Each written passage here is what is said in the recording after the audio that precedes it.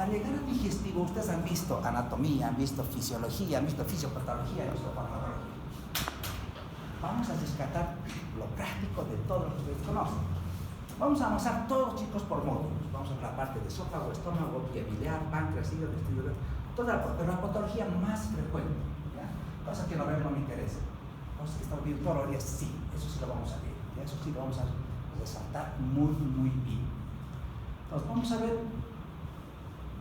qué es lo que nos corresponde hacer. Vamos a entrar a la gastroenterología. ¿Qué dice la gastroenterología? Querido doctor. ¿Se ve bien, no? Sí. Bien? ¿Qué es la gastroenterología?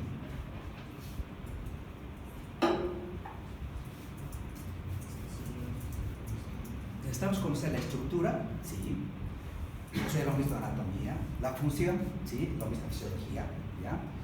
Y vamos a ver ahora diagnóstico de términos patológicos. Ya, vamos a ir. Pero vamos a ir puntualizando algunas cosas. Vamos a recordar un poquito siempre, es bueno recordar lo que ustedes ya conocen y repasar lo que ya saben, ¿ya?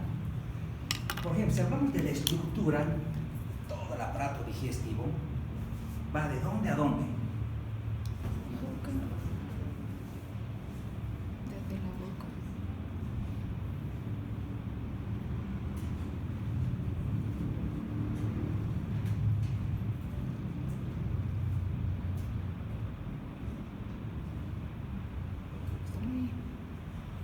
¿Dónde comienza? En la Comienza en la boca. boca y termina en el... Y si se comunica por así, se comunica por abajo. Pero bueno, es todo un tubo, ¿no? Pues el tubo digestivo. Pero este tubo digestivo que comienza en la boca y termina en el ano, tiene órganos anexos, ¿no? Los órganos no son desde arriba de abajo, ¿cuáles son? Arriba las glándulas salivales, ¿no? Aparatos son los glándulas salivales, ¿no? Y la función es muy importante, vamos a ver eso. Después tenemos que el páncreas, el hígado y la vesícula biliar, ¿no? Son órganos anexos. Y toda la parte del tubo digestivo, ¿ya? Desde el esófago, ¿no? Pues esto ya lo han visto, que el esófago tiene otras tres partes, cervical, torácico, abdominal, esto ya lo han visto ustedes en anatomía. Sabemos que el estómago tiene un fondo de cuerpo amplio, ya lo saben, el intestino delgado tiene tres patas, todo eso ya lo conocemos, ¿no? Y no se olviden que en cada parte tenemos esfínteres, ¿no? Los esfínteres. Y vamos a ir viendo poco a poco. Este es todo el tubo digestivo, ¿ya? Esto ya lo conocemos, sabemos que tiene órganos anexos, pero esta parte que es importante, chicos, de la semiología. Esto, por ejemplo, esto se los he colocado, he buscado, no tienen que buscar, ¿no? Cosas que decir. Cuando ustedes vayan a hacer su práctica mañana pasado, ¿no? Le va a decir el doctor, haga la historia clínica, probablemente les digo, revisa a este paciente. Esta es la semiología normal. Así se describe, porque tienen que saber cómo se hace lo normal para saber lo patológico o lo anormal, ¿no? Por ejemplo, ¿qué es lo que tengo que hacer? Yo voy a hacer primero la parte abdominal, inspección. ¿Vale? Pero doctor, ¿cómo lo voy a describir? Esta es la forma correcta. Digo, abdomen plano, simétrico, con musculatura bien desarrollada en el caso, digamos, del varón, ojo, masas o pulsaciones no visibles, ni dolor o protrusiones con expiración, porque es dinámico también el examen espontáneo, ni con la tos, ¿no? La piel está intacta y sin visibles, ¿ya? Esa es la forma de describir la inspección. La auscultación, ¿no? Cuando ausculten, chicos, siempre ausculten un minuto, ¿ya? No se ausculta, hagas visto cómo se toca, no. Tienen que ver las características de mi examen, depende de lo que yo hago. Entonces yo hago mi estetoscopio y durante un minuto voy escuchando, ¿no? Los ruidos, las características, existen, no existen, positivo, negativo, de todo alto, de todo bajo, y voy a ver, porque hay pacientes que vienen con dolor abdominal, ¿qué pasa? Realmente hay un cuadro infeccioso en evolución, y los ruidos tienen que ser hiperactivos, tienen tendencia a ser hiperactivos. Entonces, ese dato semiológico para mí es fundamental. Entonces, la semiología, el escuchar es muy importante. Un minuto. ¿Cómo lo describo? Ruidos y truenos activos, audibles, normales, en todos los cuadrantes, ¿ya? No ruidos vasculares, pensamos, ¿no? En aneurisma de aorta, no ruidos vasculares. Voy bajando, pero siempre es este orden. Cuidado que les hagan confundir. Dicen, no, son normales. En la semiología, en tórax es diferente. En abdomen, para un poquito, ¿no? Porque lo primero es la auscultación. Ojo, la expresión viene la auscultación. Después viene, es decir, la percusión. ¿Y cómo es la percusión? Bueno, tengo que ver si esto lo mata, si esto lo pánico para ver si es obstrucción o si es líquido. Voy a hacer. Y si todo está normal, ¿cómo lo describo? Sonoridad de abdomen en su conjunto normal, ¿no? Voy a hacer la percusión. Y al final hago la palpación. ¿Ya? Este es el orden del examen semiológico. Por favor, esto lo tienen que conocer, lo tienen que describir. Vamos, ahora, lo que está al lado es fundamental, y esto también, porque mañana pasado,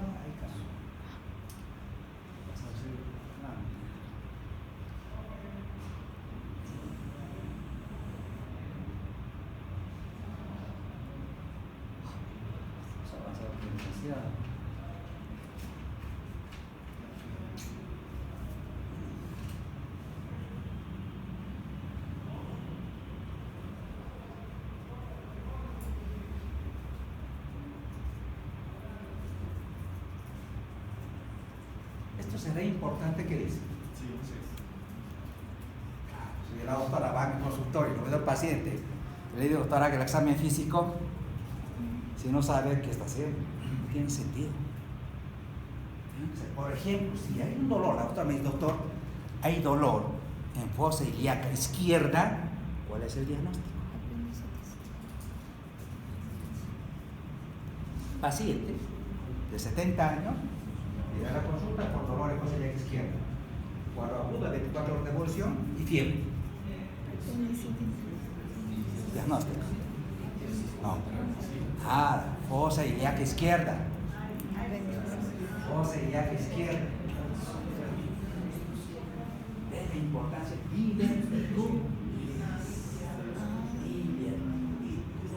Fiebre, fosa ilíaca, cuadro agudo y verticulitis. Pero ¿cómo yo sé?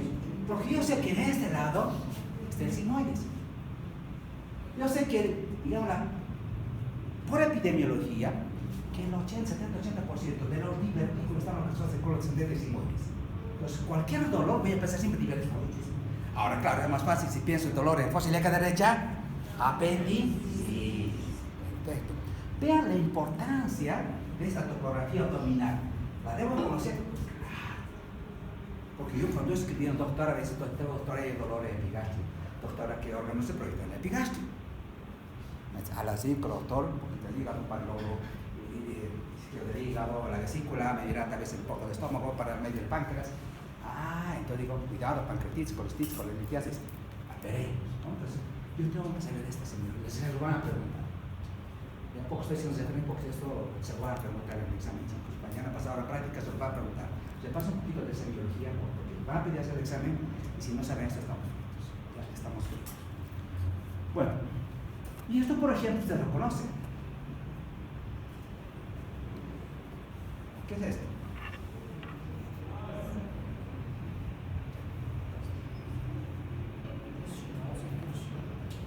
Toda esta estructura, ya, es el histrógeno del tubo digestivo y la pared del tubo digestivo, ¿no? Todo el tubo digestivo tiene casi lo mismo, pero con algunas diferencias, ¿ya?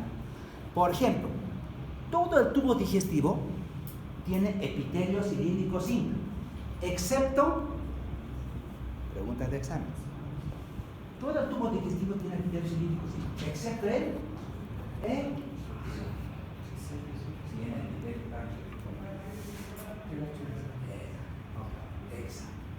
excepto el esófago. Todo tiene epitelio cilíndrico simple. Esa es la primera gran diferencia, ¿ya? Después vamos a ver que la estructura es la misma. En cuanto al epitelio, en la primera parte del epitelio, ¿qué tenemos? Por ejemplo, el epitelio que viene en la mucosa. Como decir, la primera parte que está en contacto con los alimentos, hasta con los cuerpos extraños, es la mucosa, es el epitelio, ¿no? Miren fisiológicamente cómo el organismo lo ha hecho. He dicho, es tan sabio, ¿no? Nuestro organismo, y Dios lo creó así, ¿no? Que la parte que está expuesta más a sustancias más excitativas tiene que ser epitelio para que tenga dureza. Entonces tiene epitelio, no tiene epitelio, no tiene epitelio, pero no estratificado, no caracterizado. Pero eso es el esófago. Vamos bajando, ¿ya? Después del epitelio viene la lámina propia y la muscular de la mucosa, ¿ya? Estas son las tres capas que nosotros debemos saber, porque mucho vamos a hablar de mucosa, ¿ya? De los cánceres que comprometen la mucosa, la submucosa. Vamos a ver el compromiso de la pared. Esto es fundamental. Después de la mucosa, ¿qué viene? Las mucosas, ¿no? Y en las mucosas están los vasos sanguíneos, el sistema linfático, pero ahora hay un plexo. El plexo nervioso de Auer, es como se encarga de controlar la secreción. Después de la mucosa, ¿qué viene? La musculatura. Todo el tubo digestivo, ¿ya? Tiene dos capas, excepto el estómago. Excepto el estómago. Porque el estómago tiene una oblicua interna. Todos tienen, mira, una circular interna y longitudinal externa. Circular interna y longitudinal externa. ¿Ya? Por ejemplo, esto para cuando vamos a prestativo, ustedes ya lo han visto, no se contrae, es la que se contrae, es la que se funciona, ¿no? Para que todo funcione bien y proveer para procesar los alimentos. Pero este tiene un control también nervioso. Aquí está el plexo nervioso de Auer. Se encarga de controlar la motilidad. Pero todo el tubo digestivo tiene esto, excepto el estómago. Tiene una capa oblicua interna. Hay la circularis media y la longitudinal es externa. ¿Ya? Ojo, nótense esas diferencias que son fundamentales, porque son preguntas que siempre preguntan también las residencias. Es la diferencia, ¿ya? Te subes la diferencia. Vamos, después de la capa circular, ¿qué viene? La serosa, ¿no? Todo el tubo digestivo tiene serosa, excepto el esófago. Tiene apéndice. Excepto el esófago que tiene apéndice. Bueno, entonces un poquito esto para recordar lo que ustedes ya conocen, ustedes lo han visto. Pero vamos a ver a lo que nos interesa, porque estamos recordando para que ustedes puedan comprender. Eso me interesa que ustedes comprendan ya la patología. Cuando decimos de qué se encarga el tubo digestivo, ¿cuál es la función del tubo digestivo? ¿Cuál será la función, doctor? ¿Qué hace el tubo digestivo?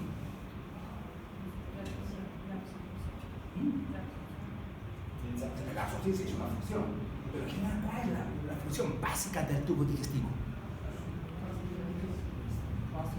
Por ejemplo, ¿cuál es la función del aparato respiratorio? Llevar el oxígeno a la célula. No sabemos la mecánica respiratoria, pero llevar el oxígeno a la célula. Pero ¿cuál es la función del tubo digestivo? Llevar todos los nutrientes hasta la célula. ¿Por qué? Por ejemplo, la célula que se quiere, todas las células nerviosas, la célula que se quiere, ¿qué célula del organismo que se quiere qué? Energía para funcionar. ¿Y la energía de dónde la va a obtener? Del azúcar, ¿no? Un gramo de azúcar da 4 calorías, la va a obtener de las grasas. 4 nos dan 9 calorías. O sea, la energía de esa célula la va a obtener, la célula va a obtener de los nutrientes que nosotros le vamos a dar. Y el tubo digestivo tiene esa función de meter los nutrientes hasta la célula. Pero no solamente llevar carbohidratos, ácidos grasos para darle la energía, sino también le va a dar proteína, le va a los cimientos, le va a la parte estructural, le va a dar las vitaminas. O sea, ¿para qué? Para que esta célula funcione adecuadamente. Por eso que nosotros tenemos que entender cómo hace. Ustedes ya lo han visto, esa parte de fisiología. Vamos a ver un resumen ahora, cómo lo hace, ya para después entrar qué pasa cuando está algo anormal. Entonces, yo necesito llevar agua, electrolitos, vitaminas a la célula. ¿Y para eso qué hace el tubo digestivo? Claro, los alimentos tienen que sufrir un tránsito. ¿Ya? Tienen que pasar desde la boca hasta el ano. Sufrir un tránsito. Y vamos a ver de motilidad. Tiene que haber secreción, claro. No se olviden que cuando ingresa el alimento hay una digestión. Dos tipos de digestión. Una digestión química y una digestión mecánica. La mecánica, ¿quién la hace? El peristaltismo. Los momentos de segmentación en el estómago, en el intestino. Entonces tenemos una digestión química y una digestión mecánica, ¿no?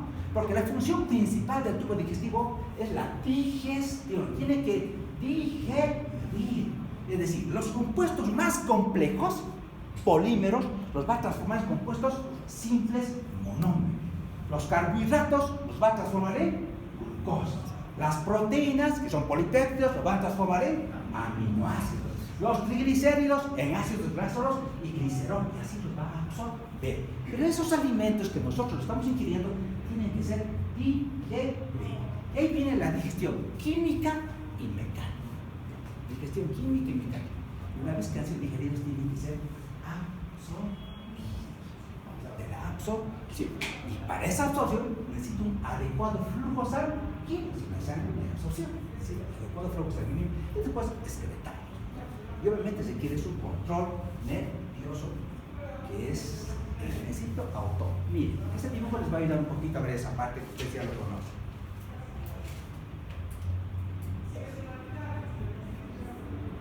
Miren, estas son las funciones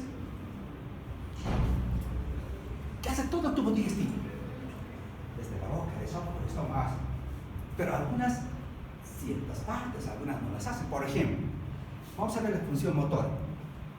¿El esófago hará función motora? Claro.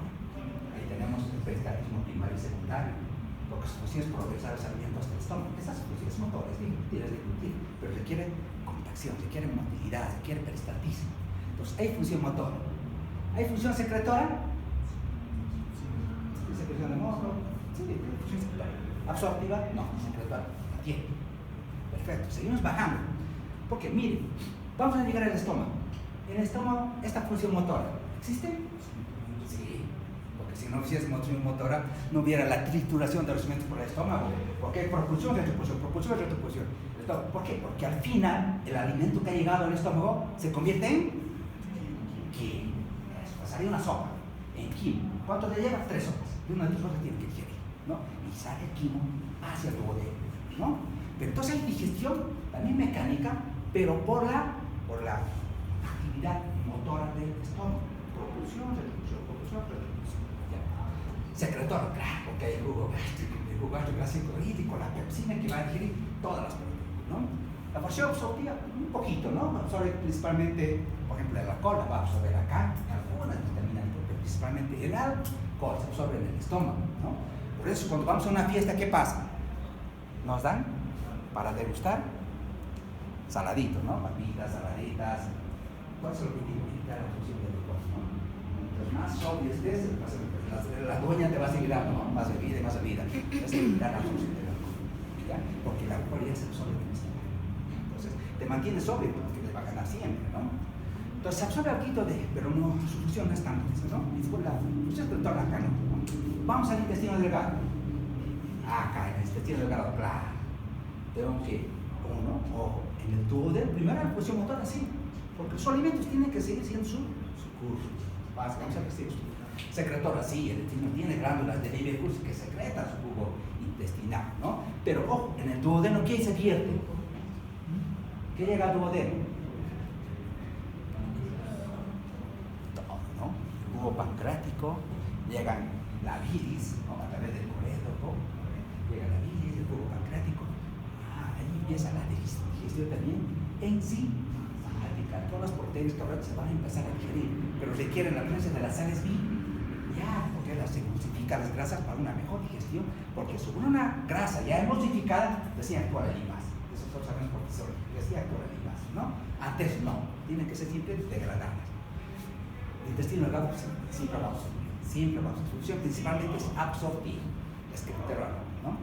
El intestino grueso, sí, la mitad del intestino grueso unida es colon absortivo y la otra mitad es colon de ¿no?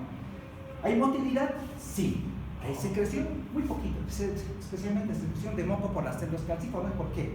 Las heces tienen que seguir su tránsito. Para que no le dañe la mucosa del colon, secreta mucos. ¿Ya? ¿Qué más? Absortiva, muy poquito, solo la mitad izquierda y la excretora. Es función excretora. Pero miren, toda esta función, todo este proceso, esta función básica, vamos a ver ahora un poquito para que ustedes vayan viendo cómo se produce a cabalidad. Bueno, esto por ejemplo, esto me interesaba bien, saqué es decir, de un libro donde se aportó. Yo quiero ver cómo es la función motora. Por ejemplo, si sé que en todo tubo digestivo hay función motora, porque el alimento tiene que transitar desde la boca hasta que pueda ser secretado por el colon y el recto. ¿Qué pasa cuando en esa parte del tubo digestivo existiera obstrucción? Por ejemplo, ¿qué patologías que tienen que ver con el peristaltismo ustedes conozcan que comprometan el esófago? motilidad no tanto.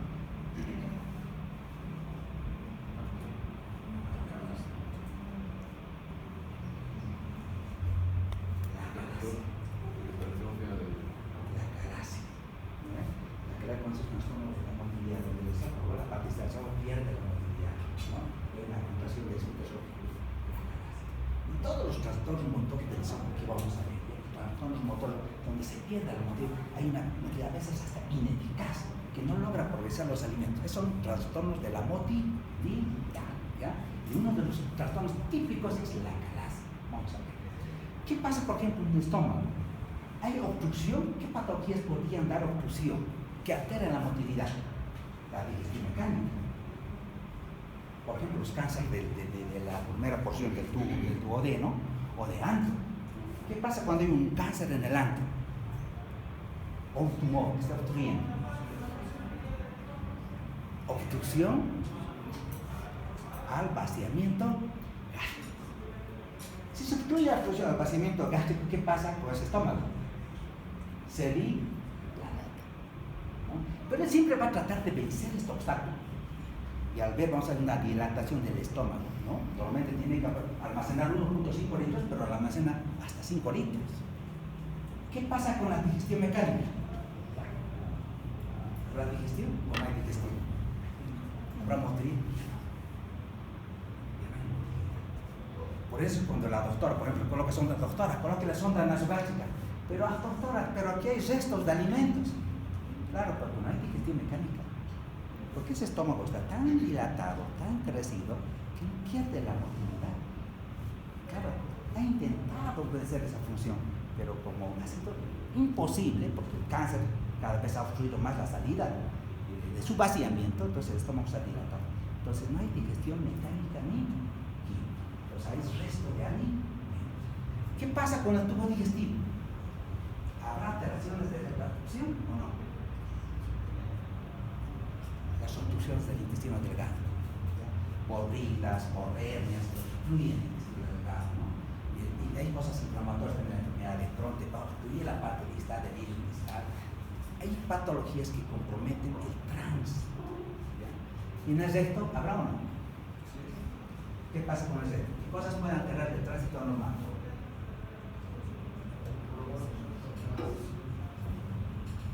Por la parte más distal, Chagas, ¿no? El macrón chagásico, hay una denervación de secreto mientérico y no hemos dicho los cánceres, los cánceres. Todos los días vemos cáncer. Entonces, bueno, dice, miren, vamos a ver un poquito la motilidad de todo el tubo digestivo. Dice, esta motilidad depende de dos estímulos, ¿ya? Un estímulo extrínseco y el estímulo intrínseco. ¿Qué pasa, por ejemplo? Miren, ¿cuál es el estímulo extrínseco? Porque este estímulo extrínseco va a controlar a otro, al sistema nervioso entérico.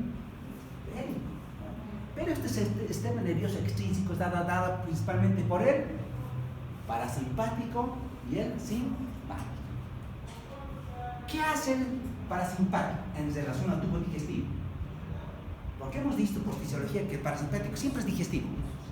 Siempre es digestivo, su función es digestiva, ¿no? Porque tiene que promover la movilidad. Siempre estimula, ¿ya? Estimula. Pero hay una diferencia. Estimula todo el tubo digestivo.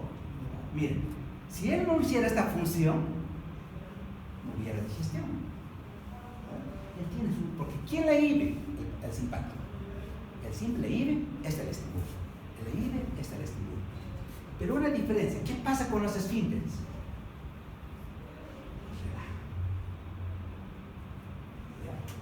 Contrae todo el tubo digestivo, pero los esfínteres los inhiben.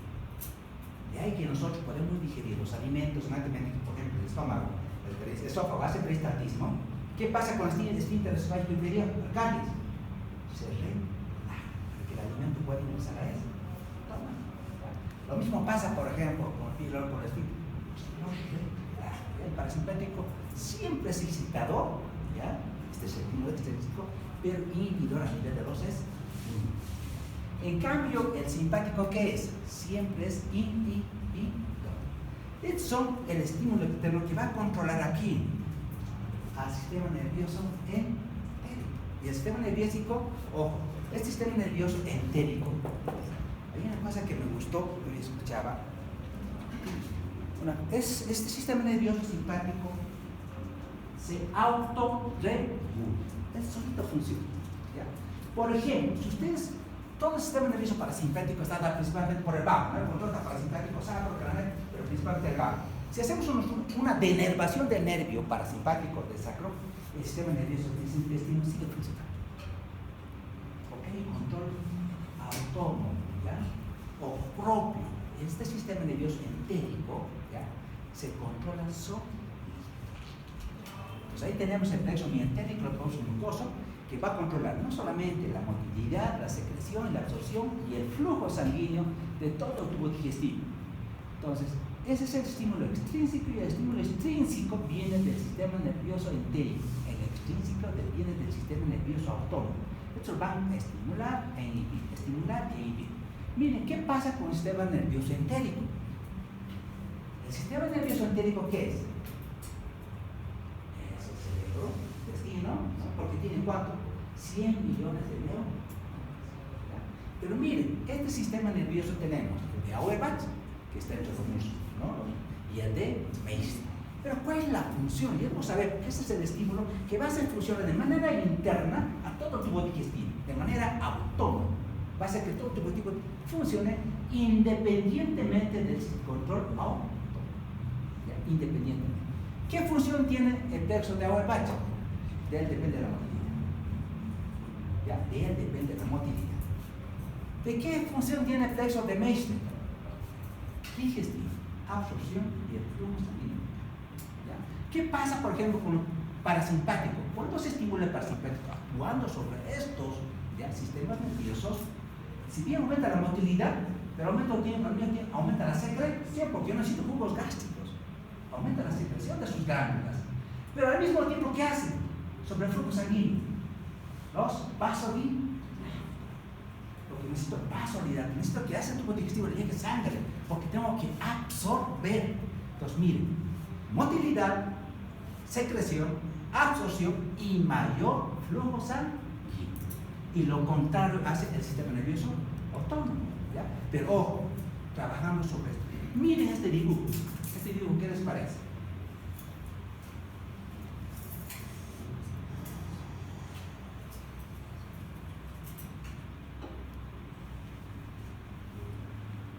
A nivel del epitelio,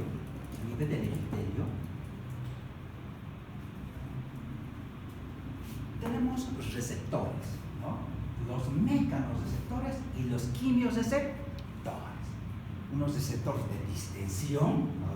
Cuando llegue el bolo alimenticio, por ejemplo, estos se estimulan y automáticamente, ¿qué va a pasar? Tengo neuronas sensitivas que van a llevar la información, ¿dónde? Si esto es interno, ¿cómo lo va a llevar simplemente al plexo de Auerbach? Dice, señores, ojo, tenemos algo, tenemos que mover este cuerpo extraño que está en el software, en este integrado, lo tenemos que mover. ¿Y qué hace? Estas neuronas sensitivas llevan la información ¿a dónde? Lo puede llevar al sistema nervioso mientérico. ¿Para qué este sistema nervioso mientérico qué hace? Tiene fibras motoras eferentes, va a actuar sobre el peso del músculo para que haya movilidad. Entonces, tengo neuronas sensitivas que pueden ir, ojo, ¿no?, acá, a ambos plexos. Puede ser, yo quiero flujo sanguíneo, quiero secreción, a plexo mucoso. Yo quiero mover el intestino, va a ver la información, va a ir al plexo mientérico de Auerbach. Pero ojo, estos dos plexos, si bien funcionan de manera autónoma, ¿ya?, se autorregulan, tienen un control simpático y parasimpático. Porque durante la digestión esto no es suficiente, necesito un control mucho más, ¿no?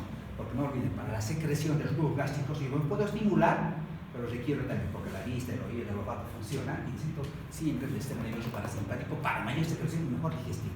¿Ya? Pero también el impulso puede ir hasta más arriba, hasta el sistema nervioso central. Miren, desde acá sube hasta aquí. Y así funciona todo el sistema digestivo. Pero no solamente es eso. Si voy más allá, ¿qué hay?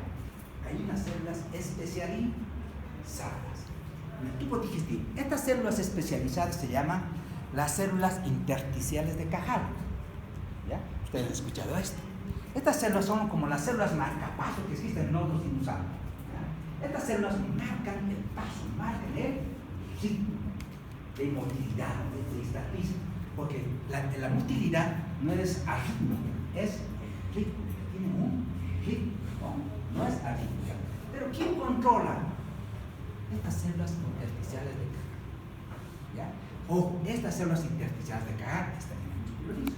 Pero ¿dónde se encuentran? Miren, estas células intersticiales de Cagar, ¿ya? Que son las células marcapaso, se encuentran entre el fondo y el cuerpo gástrico. Esta es la región de marcapaso. Pues ahí están estas células. Y miren, si nosotros le hacemos un electrogastrograma, vamos a poner como hacer un electrocardiograma y que ve motilidad del tubo digestivo, lo digo, los electrodos que coloco en el cuerpo hacia adentro me registran actividad eléctrica. Y esta actividad eléctrica, ¿dónde están haciendo? En la zona marcapaso. ¿Quiénes están haciendo esta descarga eléctrica que va a despolarizar las células musculares lisas del estómago? Ojo, las células intersticiales. Pero ¿cuál es ese ritmo? Se contrae ¿a cuánto? 3 contracciones por minuto.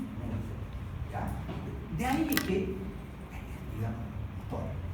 Entonces, esto es lo importante, ¿ya? Lo importante de la motilidad, de la propulsión, que hay células funcionales que se llaman las células intersticiales de Cagar, que son las células marcapaso.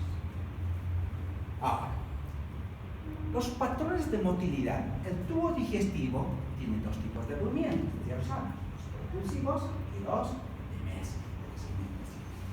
Estos movimientos de propulsión, que se llaman también peristaltismo en el esófago, ahí entra, ¿no? Hasta el colon, todo ese peristaltismo.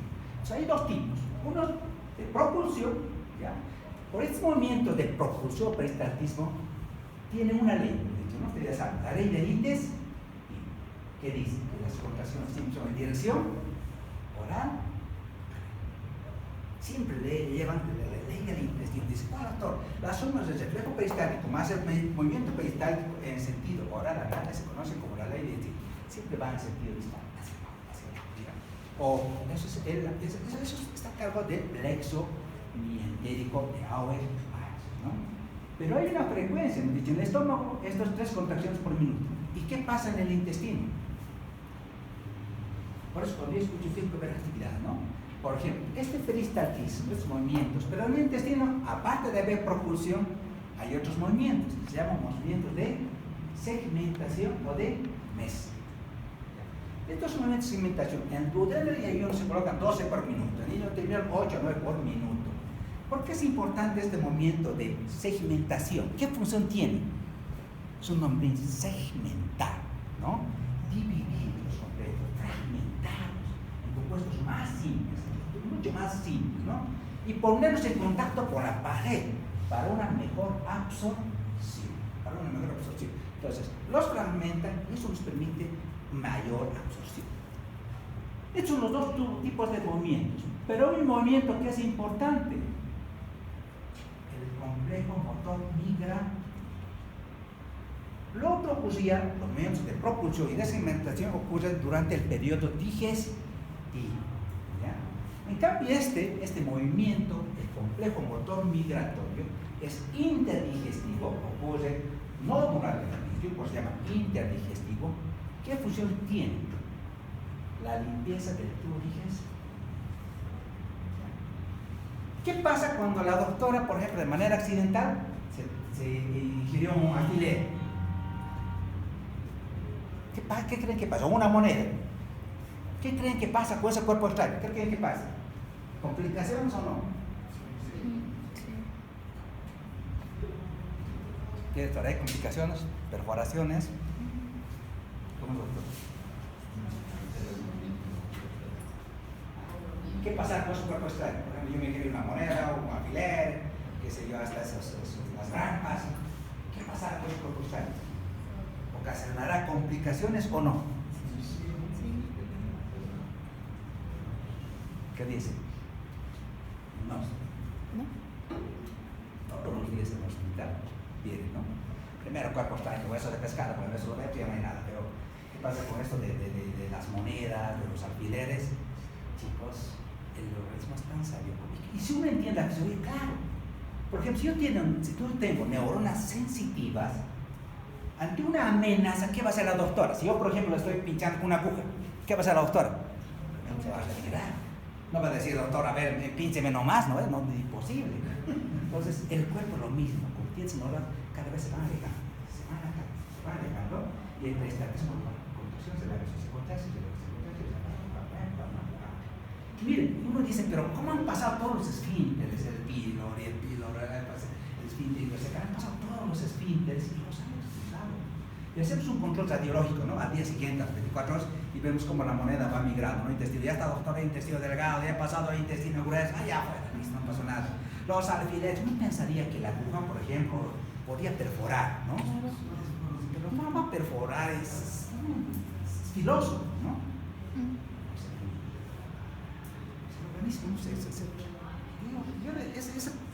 Por este tipo de inervación sensitiva que tiene, ¿no? Él nunca va a ser dañado, siempre se va a proteger.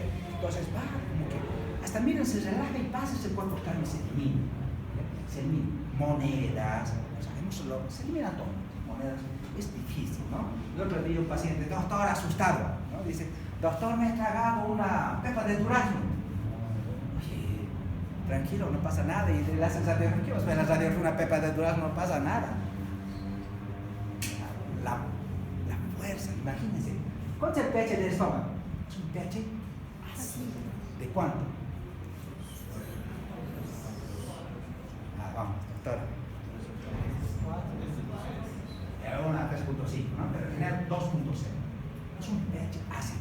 Cuando ustedes alguna vez tengan, de manera accidental, una regurgitación, realmente es ácido, daña, que hasta te ocasiona tos, te quiere hacer un broncoespasmo, es muy ácido. Imagínense esa pepa de durazno, no es nada, ¿no? Si digiere carne, digiere tantas cosas, nada, ¿no? También no pasa nada, ¿no? No tiene nada, la taquita nada. Chicos, pero funciona así, porque por la inervación, porque hay movimiento, porque empieza a limpiar, ¿no? Pero este complejo motor migratorio que limpia el estómago y todo el intestino, impide también su crecimiento bacteriano, dura, miren, 1 a 2 horas. Pero está a cargo de una hormona que se llama la motilina. La motilina hace que se mueva. La motilina. Esto puede ser en el periodo de interdigestivo. Miren este gráfico para ver esta función motora, ¿qué les parece?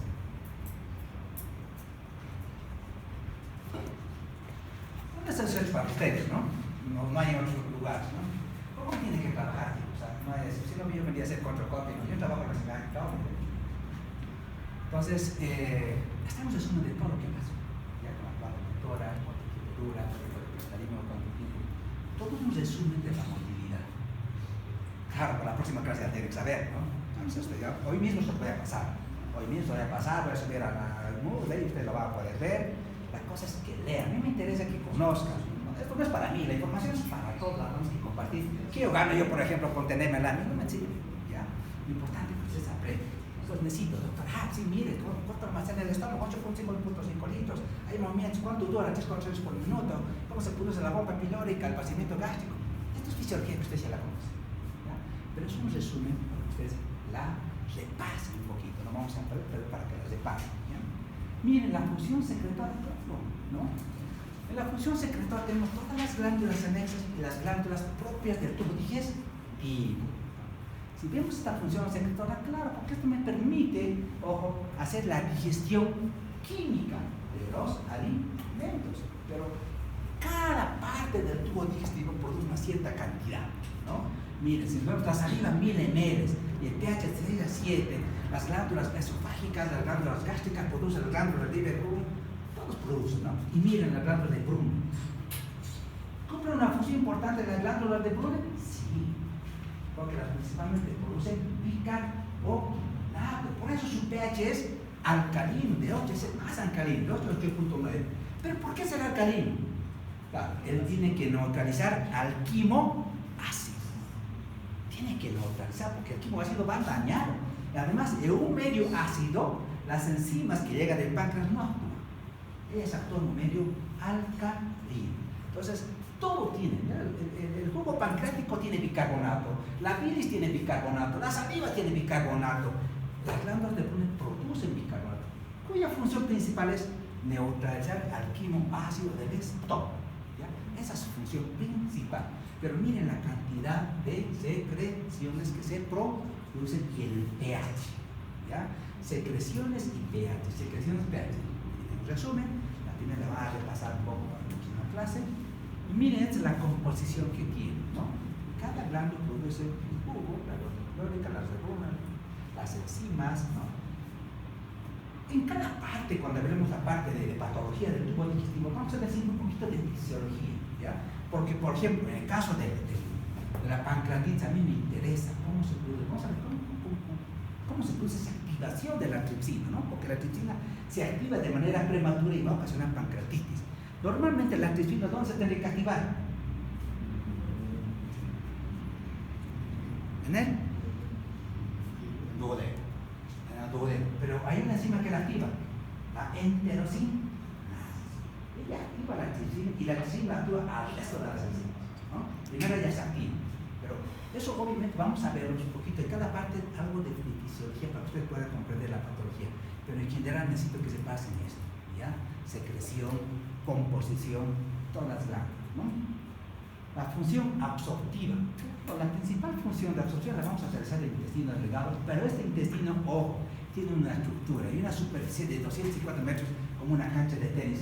Esta es una estructura ya prediseñada, ¿no? Tenemos los pliegues, las vellosidades, las microvellosidades, y no solamente eso, porque estas vellosidades tienen un adecuado flujo sanguíneo. Hay comunicaciones directas entre las arterias y las venas y el sistema linfático.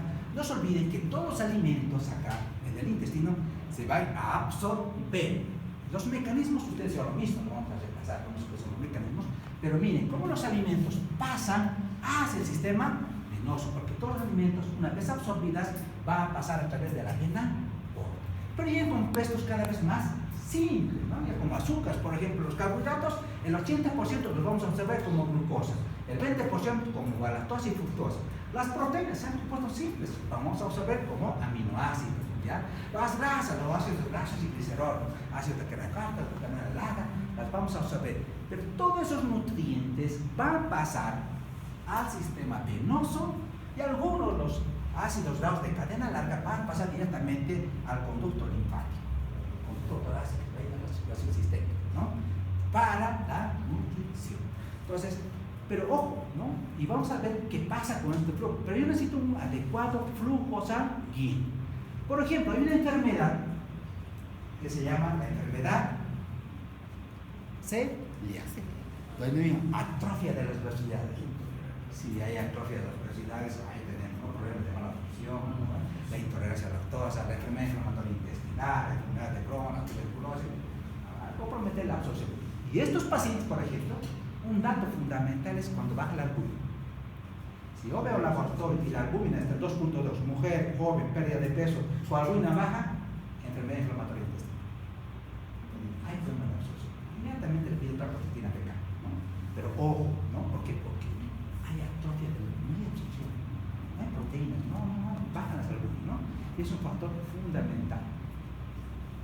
Pero ¿qué más entra? No solamente entra todo el líquido, ¿no? Miren, ¿qué cantidad de líquido producimos? Primero que ingerimos y producimos, ¿no? Desde total líquido ingerido y secretado por el tubo digestivo es 9.3 litros. La cantidad que se absorbe es en el intestino delgado 8.2 litros. Y todos los que tratamos, ¿cuánto es? 100 cc es lo que se elimina por las heces. Todo se absorbe en el intestino delgado. Y si hubiera una obstrucción del intestino delgado, ¿qué pasaría? También tercera es mala absorción, ¿no? Ahí falla el líquido. Y miren la cantidad de líquidos. Esto siempre decimos, ¿no? Los internos siempre hacen. Entonces, usted tiene que hacer un balance. Ha hecho el balance de sus pacientes, ingresos y egresos, ¿no? Tiene un balance neutro, un balance positivo, un balance negativo. Siempre tendemos a manejar balance neutro, ¿no? Porque los negativos que estás reteniendo, los positivos que estás eliminando. Si balance positivo del mismo, perfecto. Siempre tratamos de buscar balances neutros. balances neutros, ¿no? Entonces, mire la cantidad de agua que consumimos. Nosotros lo que ingerimos, ahorita es 1600. Por los alimentos ingeridos más el agua, todo sería 2500. Y lo que eliminamos, 100 es por el tubo digestivo, 300 por los pulmones, 600 por la piel y 1500 por los riñones. Y en total, tenemos siempre que tener un balance neutro. Yo ingiero y produzco 2500 y elimino también 2500. El balance es neutro. ¿Ya? Y ojo acá, no se olvide esta diuresis. ¿Ya? Siempre es importante. La diuresis hora es de 0.5 a 11 kilogramos peso hora. Eso es fundamental porque mañana pasó este chico, se va a ser internado. Bueno, esta es la función excretoria, y es parte del intestino grueso, como he dicho, la mitad es absortiva, la mitad de depósito. Miren, llega cada día al ciego, ¿cuánto? 1500 a 2000 ml de líquido, ¿no? De químico, pero ya, pero ¿cuánto se elimina? 200 ml, de 80 a 100 ml, pero 100 ml por día. ¿Y qué pasa con ese alimento que llega al ciego? Llega líquido, se hace papilla, se emisora y se elimina, ¿no? Pero ¿qué pasaría cuando hay un trastorno de la motilidad? Una mala motilidad aumenta la absorción y hace que se produzca constipación, ¿no? Ahora, un aumento de la motilidad a ocasionar también diarrea, pero normalmente se elimina y se excreta de esta manera, ¿no? Y un gran reflejo parasimpático que se quiere un control del sistema nervioso central va a permitir la evacuación, ¿no?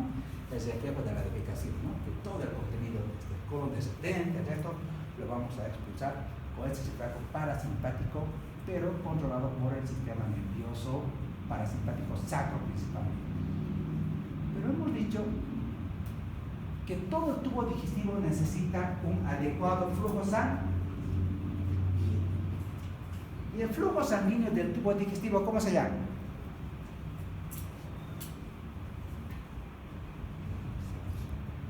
Circulación esplánica. Circulación esplánica, chicos.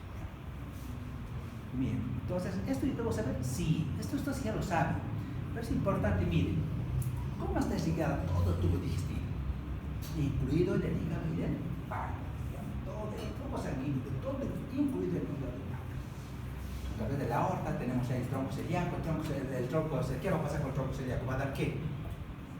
La arteria hepática, la arteria izquierda, la arteria esplénica, que va a llegar esos órganos, va a dar la arteria más abajo en la aorta, va a dar la arteria mesentérica superior, la arteria mesentérica inferior. La mesentérica superior va a llegar todo el la parte del colon izquierdo y del colon derecho se va a encargar la arteria mesentérica inferior, ¿no?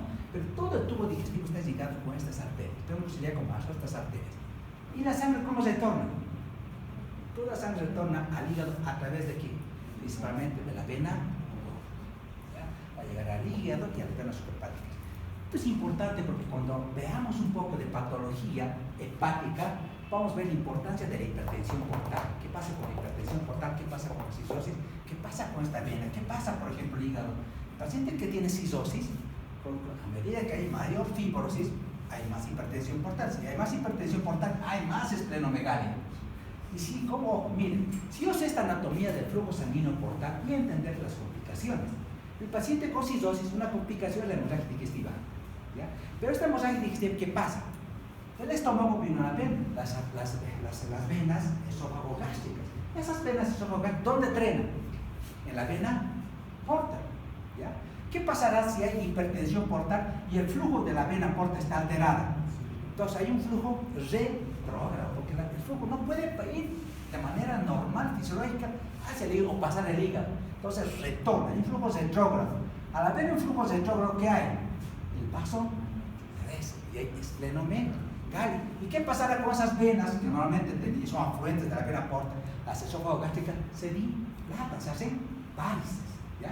Y sangran. ¿Qué pasa, por ejemplo, con la vena mesentérica inferior? La vena mesentérica inferior es una afluente de la vena esplénica, pero como hay hipertensión portal, esa también se irrogita, se hacen hemorroides. Entonces, ¿qué pasa, por ejemplo, con la vena umbilical? Ustedes han visto en patología, hay la circulación en cabeza de medusa.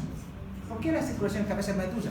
Porque se recanaliza la vena umbilical, ya se recanaliza. Normalmente está obstruida después del nacimiento, ¿no?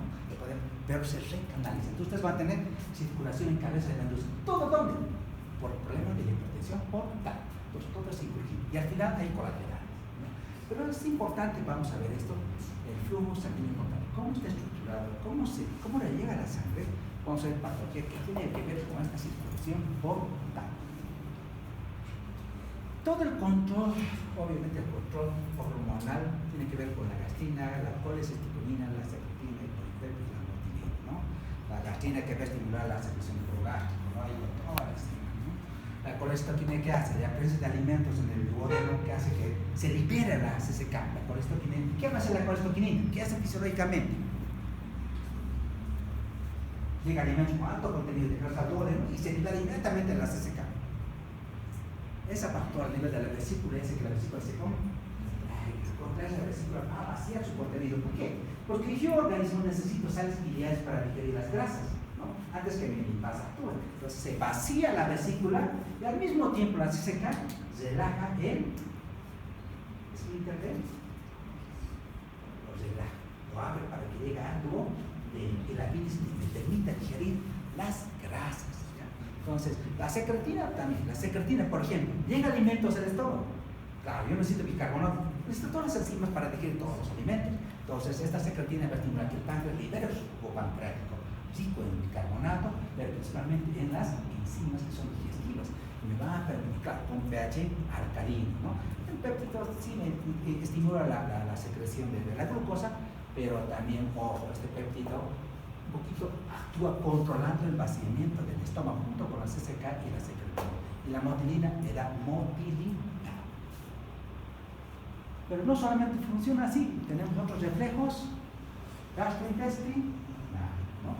Algunos que son propios del tubo digestivo, ¿no? Que tienen control autónomo, por ejemplo, la secreción digestiva, el peristatismo, las contracciones, son los que quieren funcionamiento del sistema nervioso entérico intrínseco, Meissner a Weber, nada más, ¿no? Pero hay otros que se quieren un control más autónomo, parasimpático y simpático, hasta la columna. Y esos reflejos son el efecto gastropólico, enterogástrico o iliar, ¿no? Pero hay otros que necesitan, digamos, ir más allá, hasta el sistema nervioso central, porque yo necesito, por ejemplo, la defecación, necesito aumentar la presión intraabdominal para poder hacer, puedes expulsar. Hay esos reflejos que tienen conexiones con el sistema nervioso central. Pero estos reflejos ustedes ya los conocen, ya los han estudiado. Simplemente estamos haciendo un repaso, ¿ya? De cómo funciona el tubo digestivo, ¿ya?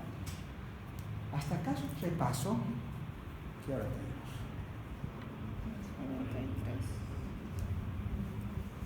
Bueno, entonces vamos a entrar, vamos a ver la próxima clase, ya vamos a ver la parte de patología, ya vamos a ver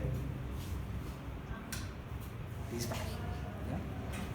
Entonces la próxima clase, chicos, todo lo voy a subir a Google, ¿ya? Esto hoy lo voy a subir a Google, necesito que... Compromiso con ustedes, ¿quieren estudiar? Sí, ¿vale? ¿Ya? Y vamos a exigir, yo veo todo el material, los voy a evaluar constantemente, su asistencia es una nota, ¿ya? Hoy tiene su asistencia, es nota, el examen es nota y asistencia, nota, asistencia, ¿ya? Vamos a estar presentes, vamos a tomar los exámenes y eso va a valer 10 puntos, ¿ya? 10 puntos y el examen va a valer 25 puntos, ¿ya? Entonces nos evaluamos y todos los estudian. Y nada, vamos a ver la asistencia es fundamental, ¿no? Aparte que ustedes van a ser evaluados, he hecho que 3 asistencias no entran al examen final, ¿no? O no entran al examen final, ¿ya? Entonces, por favor, es fundamental la asistencia.